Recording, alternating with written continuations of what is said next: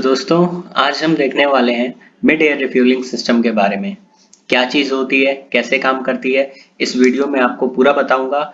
इससे simple explanation आपको पूरे यूट्यूब में नहीं मिलने वाला। तो चलिए बिना वक्त गवाए हम शुरू करते हैं मिड एयर रिफ्यूलिंग सिस्टम के बारे में। तो देखिए, सबसे पहले तो ये जानना जरूरी है कि मिड एयर रिफ्यूलिंग होती क्या है या एरियल रिफ्यूलिंग होती क्या है। तो इसके बारे में अगर हम देखें तो देखिए होता क्या है कि यहाँ पे एक टैंक होता है, ठीक है। एक टैंकर एयरक्राफ्ट होती है और एक रिसीवर एयरक्राफ्ट होती है। ये जो ब्लैक से आप देख सकते हैं या यहाँ पे एक फोटो आप देख सकते हैं एक फाइटर क्राफ्ट का, ये दोनों रिसीवर हैं और ये रहती है टैंकर एयरक्राफ्ट। टैंकर एयरक्राफ्ट के पास ही फ्यूल रहता है और बाद में ये फ्यूल क्या करती है, इन दोनों एयरक्राफ्ट्स को या फिर जिसको देना है उसको वो सप्लाई करती है। और ये फ्यूल भी सप्लाई करने के अलग अलग मीडियम है जिसके बारे में हम आगे बात करेंगे। तो ये होती है एयर रिफ्यूलिंग। अब एयर रिफ्यूलिंग की जरूरत क्यों पड़ी? अब आप ये देखिए कि आप कोई एक फ्लाइट आपको कंसीडर करना पड़ेगा खुद को। आप मान लीजिए कि एक फाइटर क्राफ्ट उड़ा रहे हैं या फिर कोई भी एयरक्राफ्ट आप उड़ा रहे हैं। तो होता क्या है कि अगर आप हवा में हैं और आपका फ्यूल खत्म होने लगा तो आप क्या करोगे कि आसपास देखोगे कि नजदीकी एयरबेस कहाँ है, वहां पे उतरें, फ्यूल डलवाएं, फिर उसके बाद टेक ऑफ करें। तो ये क्या होती है कि एक टाइम कंज्यूमिंग प्रोसेस हो जाती है, इसमें बहुत सारा टाइम लग जाता है, बहुत सारा टाइम वेस्ट होता है। तो इसी को प्रिवेंट करने के लिए, और चूंकि इसमें खर्चा भी ज्यादा आता है, तो इसी चीज को प्रिवेंट करने के लिए एयर रिफ्यूलिंग टेक्नोलॉजी को डेवलप किया गया। अब इसमें क्या होता है कि कोई भी एयरक्राफ्ट है, टैंकर है, यानी तेल हवा में आपका उड़ रहा है। अब उस तेल को आपके क्राफ्ट तक पहुंचाना है ताकि आपकी एयर रिफ्यूलिंग हो सके। तो देखिए, अब इसके बारे में हम देखते हैं कि ये काम कैसे करता है, ठीक है। काम करने के बारे में अगर हम देखें तो मैंने आपको बताया कि यहाँ पे एक टैंकर एयरक्राफ्ट होती है। टैंकर एयरक्राफ्ट के पास पूरा फ्यूल लोडेड होता है, इसमें पूरी फ्यूल लोडेड होती है। अब ये क्या करता है कि अपने फ्यूल को आप तक पहुंचाता है। अब आप तक पहुंचाने के लिए बहुत सारे सिस्टम यूज करता है। मेनली दो तरह के सिस्टम यूज होते हैं किसी भी टैंकर एयरक्राफ्ट से रिसीवर एयरक्राफ्ट में फ्यूल पहुंचाने के लिए। ये कौन कौन सी टेक्नोलॉजी होती है? एक होती है फ्लाइंग बूम सिस्टम। ओके, दो तरीके से पहुंचाते हैं, एक फ्लाइंग बूम सिस्टम के थ्रू और एक होता है प्रोब एंड ड्रॉप मेथड के थ्रू। ओके, तो फ्लाइंग बूम अगर सिस्टम को हम देखें, इसके बारे में इंडिविजुअली अब हम बात करने जा रहे हैं कि फ्लाइंग बूम सिस्टम के बारे में अगर हम देखें तो इसमें क्या होता है कि रिजिड कनेक्शन होता है। कैसा कनेक्शन होता है? रिजिड कनेक्शन, यानी जो फ्लेक्सिबल ना हो। और यही प्रोब एंड ड्रॉप मेथड में क्या होता है कि एक फ्लेक्सिबल पाइप का यूज करते हैं और इसमें फ्यूल पहुंचाया जाता है।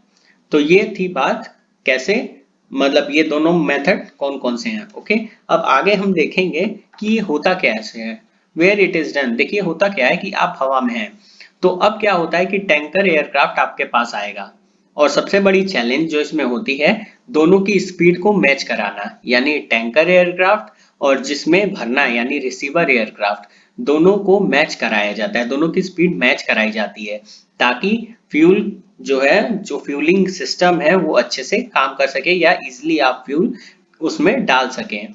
ओके, नहीं तो ऐसा होगा कि मान लीजिए कि आपने एक बार कनेक्शन बना लिया, फिर आपकी स्पीड मिस मैच हो रही है, स्पीड मिस मैच होने से क्या होगा, फिर कनेक्शन टूटेगा, फिर आप लगाओगे, फिर टूटेगा।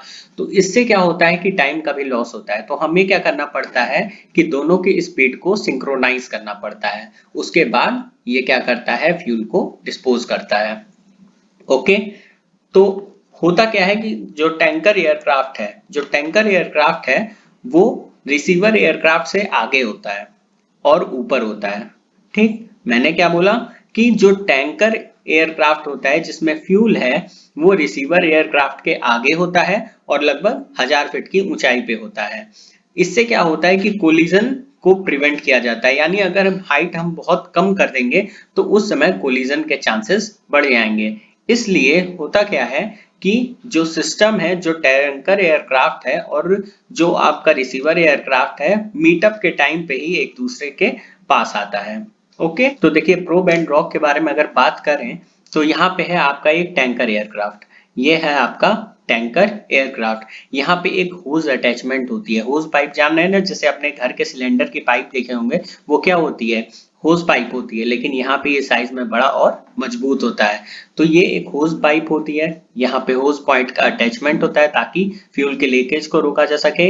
ये हमारी टैंकर एयरक्राफ्ट है जिसमें फ्यूल है आपका। और ये होती है जो आपका शटल कॉक की तरह दिख रही है, जो बैडमिंटन वाली चिड़िया होती है उसकी तरह इसका कुछ स्ट्रक्चर होता है।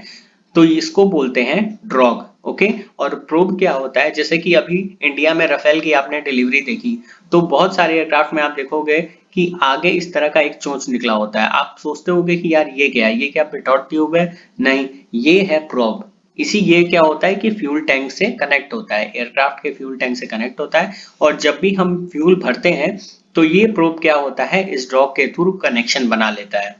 देखिए इसके इस शेप होने का भी एक रीजन है, जैसे कि एयरक्राफ्ट आगे जा रहा है, ठीक, और ये क्या होगा कि इस पे जो एयर का ड्रैग लगेगा वो इस तरह से कुछ लगेगा, यानी हवा आएगी इस तरह से इसको एक रिजिड कनेक्शन बना देगी, मतलब कि ये थोड़ा हार्ड हो जाता है, ये इधर उधर हिलने के इसके चांसेस कम हो जाते हैं। फिर इधर से एयरक्राफ्ट आया अपने प्रोब को क्या करेगा, इसमें घुसा देगा। इसमें घुसाने के बाद क्या होगा, दोनों के बीच में एक कनेक्शन बन जाएगा। और इधर एक ड्रॉग अटैचमेंट पॉइंट होता है, यहाँ पे भी आपका फ्यूल की लीकेज ना हो इसके लिए भी बहुत सारे अटैचमेंट होते हैं। तो यहाँ कनेक्शन बनाया, फ्यूल की रिफ्यूलिंग हुई और फिर उसके बाद दोनों क्राफ्ट अलग हो गए। ओके। तो जैसा कि आप यहाँ वीडियो में देख पा रहे हो, ये गई ड्रॉग कनेक्ट हो गई किससे, प्रोब से, और यहाँ पे रिफ्यूलिंग सिस्टम शुरू हो गया। तो ये आपके समझाने के लिए मैंने वीडियो दिखा दिया ताकि आपको कहीं कोई परेशानी ना हो। और अब आता है कि फ्लाइंग बूम सिस्टम में क्या होता है। तो देखिए फ्लाइंग बूम सिस्टम में मैंने आपको बताया कि यहाँ पे एक रिजिड कनेक्शन होता है। रिजिड कनेक्शन कैसे होता है कि ये आपका एयरक्राफ्ट है, इस एयरक्राफ्ट में ये जो एयरक्राफ्ट आपको दिख रहा है इसमें कोई आपको प्रोब देखने को नहीं मिलेगा। इसमें क्या होता है, डायरेक्ट फ्यूल से ही, फ्यूल टैंक से ही कनेक्टेड एक लीड होती है यहाँ पे। जो भी एयरक्राफ्ट है उसमें जो रिजिड कनेक्शन है वो आएगा, यहाँ पे दोनों की स्पीड मैच होगी, टैंकर एयरक्राफ्ट और रिसीवर एयरक्राफ्ट की स्पीड मैच होगी। डिस्टेंस थोड़ा कम होगा प्रोब की, जो पिछले हम इसमें पढ़े थे प्रोब एंड ड्रॉग में, तो यहाँ पे क्या होता है कि एयरक्राफ्ट से दूर भी रहे तो कोई बात नहीं, चल जाता है। लेकिन यहाँ पे अगर आप देखो फ्लाइंग बूम सिस्टम में, तो यहाँ पे एक रिजिड कनेक्शन होता है। ओके। तो रिजिड कनेक्शन के बारे में भी आगे देख लेते हैं, इस फोटो में आपको ज्यादा क्लियर होगा कि यहाँ पे डायरेक्ट ये पूरा आप देख रहे हो, ये जो लंबा सा एक पाइप आ रहा है ये कहाँ से आता है, ये आपके रिसीवर टैंकर एयरक्राफ्ट से आ रहा है। ये आपके पूरी रिसीवर एयरक्राफ्ट है, यहाँ पे आती है, स्पीड मैच कराते हैं, यहाँ पे इसको कनेक्ट करते हैं और उसके बाद फ्यूल सिस्टम बहुत तेजी से उसमें होता है, मतलब फ्यूल की जो इसमें ट्रांसफर होगी ये प्रोप एंड ड्रॉ की अपेक्षा बहुत ही ज्यादा होती है। इसीलिए इसका नाम है flying boom system. Boom means जल्दी से, यानी अगर कोई पूछे कि प्रोप एंड ड्रग सिस्टम में क्या फ्यूल ज्यादा ट्रांसफर होता है, फ्यूल की रेट ज्यादा होती है या फिर फ्लाइंग बूम सिस्टम में, तो आपका आंसर क्या होगा कि फ्लाइंग बूम सिस्टम में इसकी जो फ्यूल ट्रांसफर रेट है वो ज्यादा होती है। तो ये था flying boom system. Okay. Prop and drag मैंने बता दिया कि उसमें होस पाइप के थ्रू कनेक्शन होता है और इसमें रिजिड कनेक्शन होता है। फ्यूल का ट्रांसफर रेट किसमें ज्यादा होगा, तो फ्लाइंग बूम सिस्टम में फ्यूल का ट्रांसफर रेट ज्यादा होगा, और किसमें कम होगा, तो प्रोप एंड ड्रॉग में कम होगा।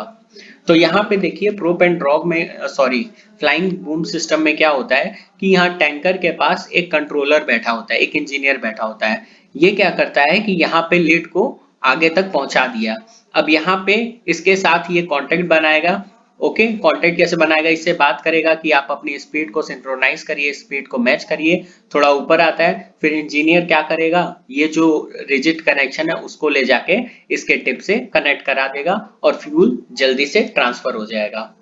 तो यहाँ पे आप देख पा रहे हो फ्लाइंग बूम मेथड में किस तरह से रिजिड कनेक्शन जाके सीधे वो जहाँ पे उसके टिप है जहाँ से रिफ्यूलिंग होनी है वहाँ पे गया ये, और ये देखिए जाके वहाँ पे ये कनेक्ट हो गया। ओके।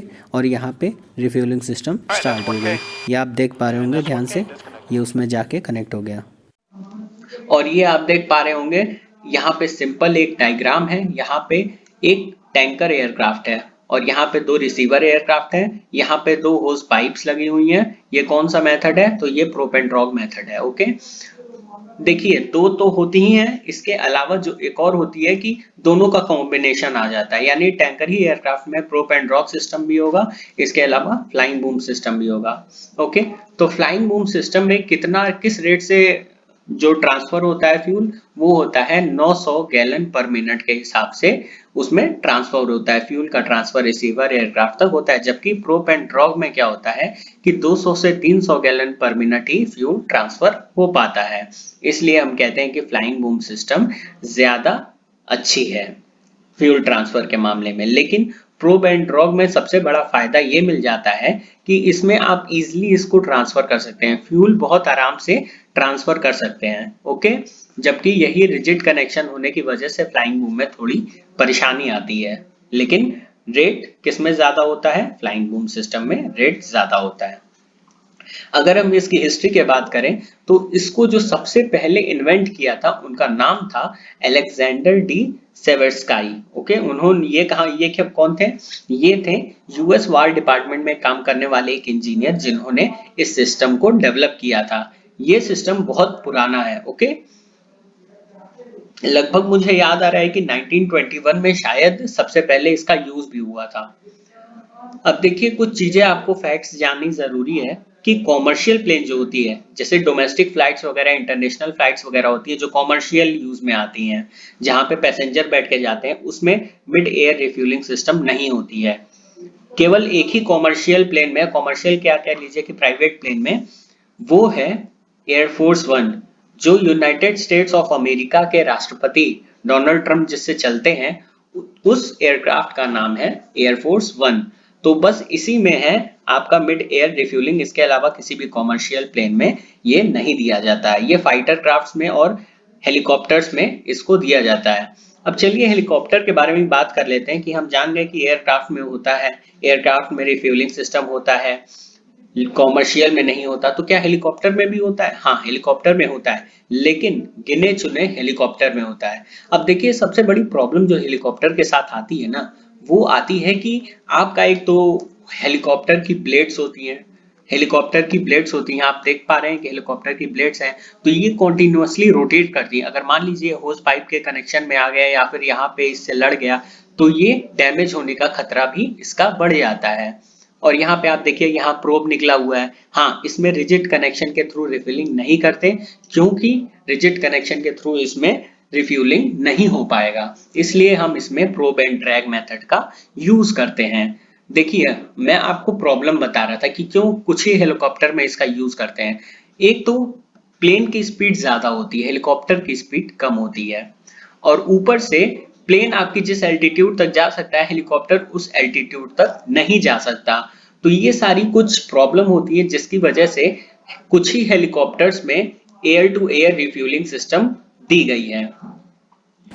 और यहाँ पे आप हेलीकॉप्टर का देख सकते हैं कि आगे इसकी प्रोब निकली हुई है और ये जा रही है ड्रॉग से कनेक्ट होने, और ये इसमें कनेक्शन इस्टेब्लिश होता है। इस्टेब्लिश होने के बाद रिफ्यूलिंग सिस्टम शुरू हो जाता है। ओके, तो इस तरह से हेलीकॉप्टर में रिफ्यूलिंग सिस्टम होता है।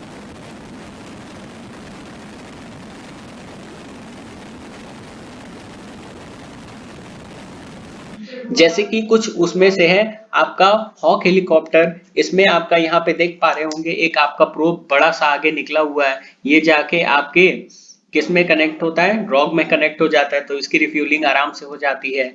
इसके अलावा सिकोर्स्की का एक स्टैलियन हेलीकॉप्टर है जो आप सामने देख पा रहे हो, इसमें भी एयर टू एयर रिफ्यूलिंग हो पाती है। तो ये सारे कुछ हेलीकॉप्टर हैं जिसमें एयर टू एयर रिफ्यूलिंग की जा सकती है। तो उम्मीद है कि आपको ये वीडियो अच्छी लगी होगी। अगर वीडियो अच्छी लगी हो तो प्लीज इस चैनल को सब्सक्राइब कर दीजिएगा, क्योंकि ऐसी इंफॉर्मेटिव वीडियो मैं आपके लिए लाता रहूंगा। तो एक बार और आप पूरी स्लाइड देख लीजिए, आप इसे अच्छे से पढ़ लीजिएगा कि क्या होती है, कैसे चीजें काम करती हैं। ओके, तो ये वीडियो देखने के लिए आपका बहुत बहुत धन्यवाद।